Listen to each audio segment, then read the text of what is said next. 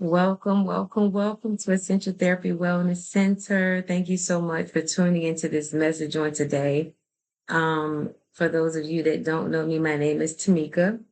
Me and my husband currently reside in Jamaica, and we have this channel here just for inspiration and uplifting to share our journey with you. Health and wellness, spirituality is what you'll find on this channel. So if this for your first time, thank you so much for stopping by.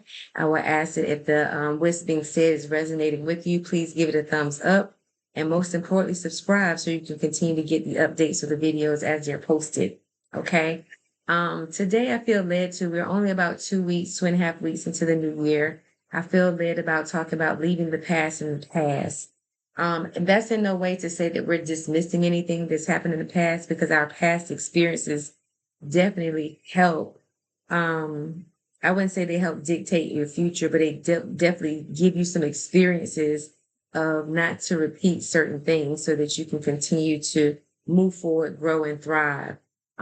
So the importance of releasing the past is so that we can, first of all, heal emotionally, mentally, and spiritually. All right. If we stay stuck in the past and bring that past baggage, y'all ever heard the song Bag Lady by Erica Badu? Bag Lady, you gonna miss your bus and you can't hurry up because you got too much stuff. We want to release that stuff. Okay, release that stuff. That was just a little song to bring the point home. But y'all know what I mean. We have to learn how to release that stuff. If you see me looking away, it's just because I have some points here that I don't want to omit, and it's going to help guide the discussion on today. Please don't forget to comment in the comment box. I do read them. I would love to hear what topics you would like to talk about, what things are ailing you. What this is a community. It's a safe space. So whatever you feel led to share, it is welcome here and to hold space. Okay. Um, we talked about carrying baggage and how it weighs you down, and it blocks new opportunities. Holding on to excuse me, it blocks new opportunities. And I feel a lot of you out there, you are holding on to something because you're sleeping with your fist balled up. You're letting your past experiences shape your perspective of people, not going certain places, and even certain things that you used to do, but some kind of way has been tainted along the way. Okay. And we want to have healing in 2025.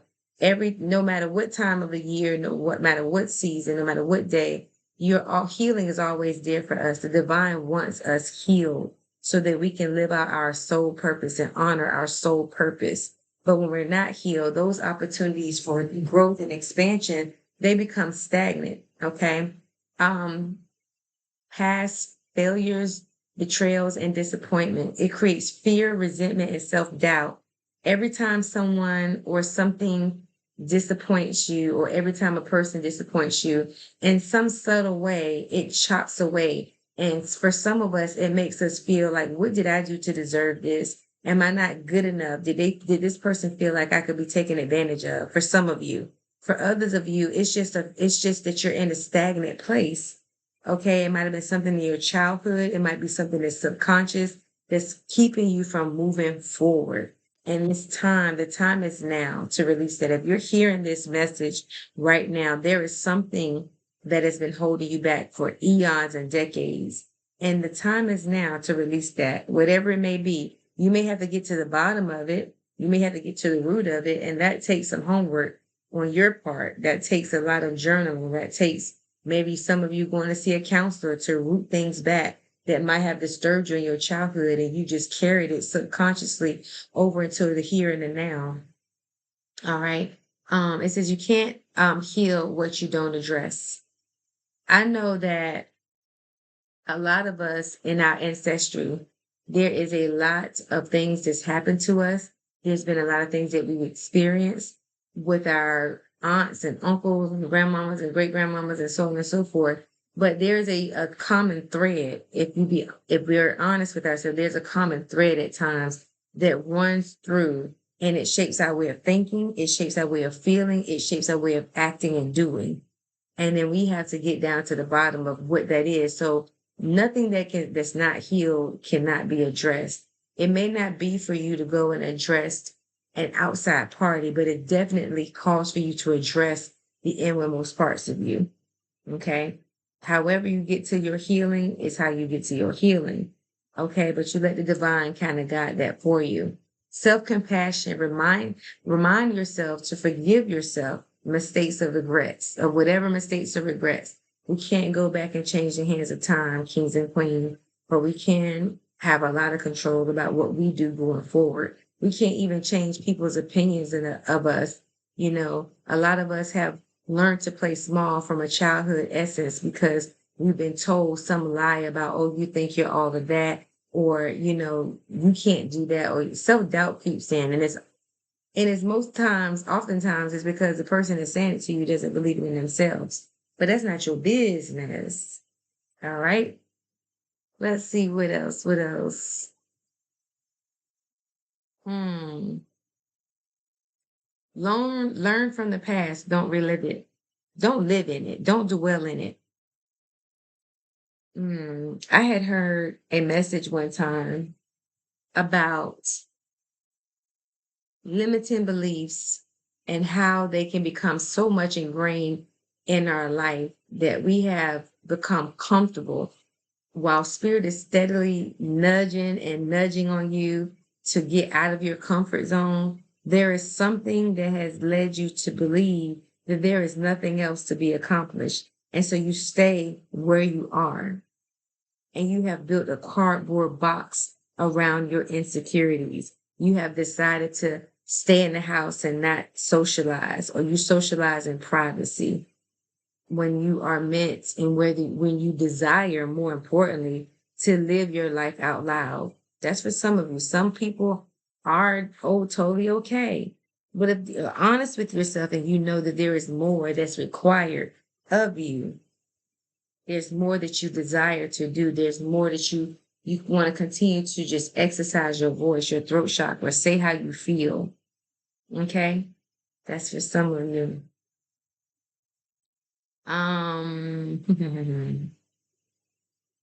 Yes, review your past as a chapter in your story, not the whole book. Some of you have written all the way into your future about what you went through in the past, and that's just not true. Time is a changing. And you heard the term that time heals all wounds. Well, there's some truth to that. Not a whole, there's some truth to that because with time, especially if you're not dwelling on the things that have hurt you and dwelling so much on the people, that it can heal. It can heal. But there has to be, like I said before, an acknowledgement.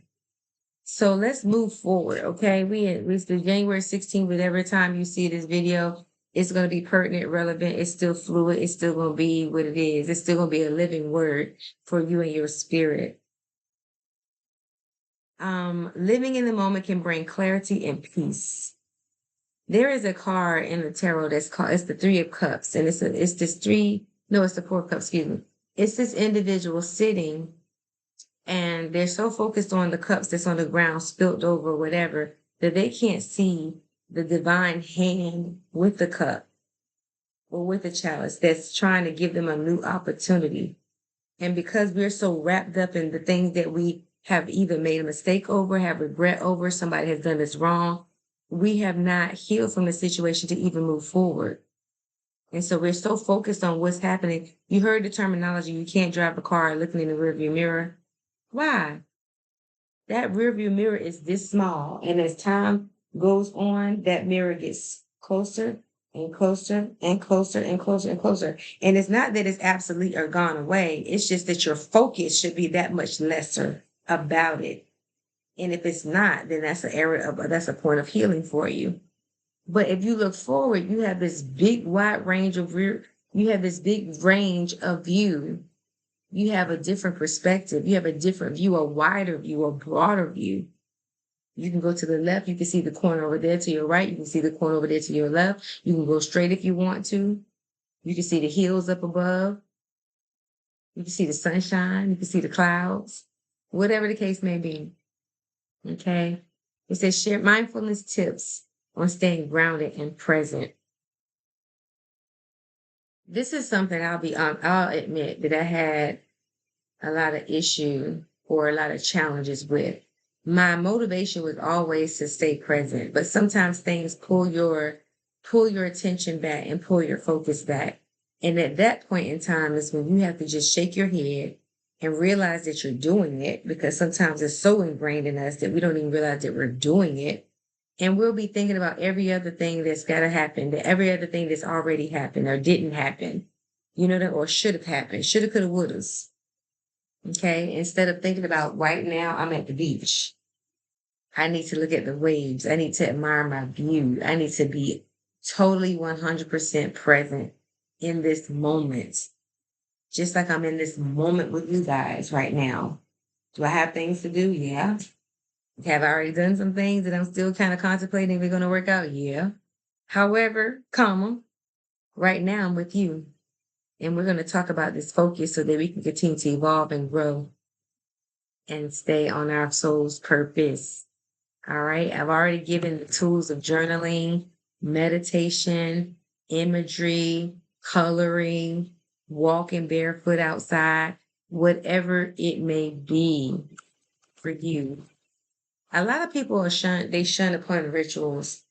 A ritual is something you just do repeatedly. Sometimes it's purposeful and sometimes it's not purposeful. It becomes routine. But rituals really play a big part in starting something anew. For instance, if you know you have insecurities, if you know how you have things or people even that have hurt you in the past, a symbolic way to release them is to write them down on some paper, preferably a brown piece of paper with a pencil, and fold it up and burn it, or fold it up and bury it as a symbolic way that you are doing this open action so that you can have an internal change. If that makes sense. I know it does. All right. And then shift your focus on what's ahead. Those type of things help you bury those old patterns, especially the patterns of distraction. Distraction is a cancer. It's definitely a cancer, because you'll have people that come to distract you. You have things that come to distract you. You have social media that comes to distract you, because some of you are so focused on what someone else is doing that you're not able to focus on yourself. And that's why you're not really where you should be right now. However, there is a change here that if you take advantage of it, that you can turn that whole thing all the way around. Set your intentions. All right. Let's see here. I think that might be it, my talking point. So let this be like a call to action to move forward in your goals, in your relationships. Some of us, we don't even venture on relationships because what has happened in old relationships. But I have some points of talk about that or thoughts about that. We have to sometimes take responsibility for how we even got in certain relationships. Hello, somebody, because the writing was on the wall for a lot of us. It was like evident. It was red flags popping up left and right, but we chose to ignore them. And you can't expect from somebody to give what they don't have, what they don't possess. And so that's where we go wrong too. Our expectations should be managed. Our expectations should be managed for others, and they should also be managed for ourselves. So we can't expect someone to react the way that we want them to react. We just can control ourselves. We would like to think that we are assembled or around, surrounding ourselves around people that have our best intentions at heart. But if time and time again someone has showed you that they don't have your best intentions, and you've given them 1, 2, 3, 4, 5, 6, 7, 8, 9, 10 chances to get it right, then around time 2, maybe 3, they probably should have been gone a long time ago. But we're stuck with that hurt. But we have to take a little bit, like we say in Jamaica, a little bit of responsibility for why we are still hurt, while we're still here. And that's a hard pill to swallow. It really is. But like the old people say, it's tight, but it's right. It's the whole pill to swallow. Oh my goodness. I'm going to cut this a little short because I'm not really short, but I'm just going to wrap up because I think you all got the gist. Okay. This is just me stopping by, giving you a little bit of encouragement, letting you know that you are special, that you are loved, that you are valued, that you are adored, that you are relevant, that you are loved, most importantly. A lot of us need to hear that. All right. Until next time, y'all have a good rest of the month. I'll be back soon. Love you. Ashe.